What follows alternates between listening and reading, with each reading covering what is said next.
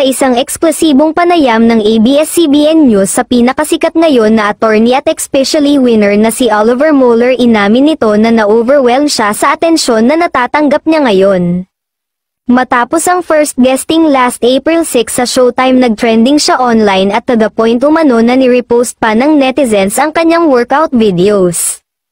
Aminado ang abogado na ang guesting niya na ito ay nagbukas ng isa pang pinto para sa kanya. Isang posibleng career sa showbiz. Ang interaksyon nito sa host ng Showtime, na si Kim Chiu, ay lumikha ng trending online sa ilang mga tagahanga na nagpadala ng kanilang instant chemistry sa TV.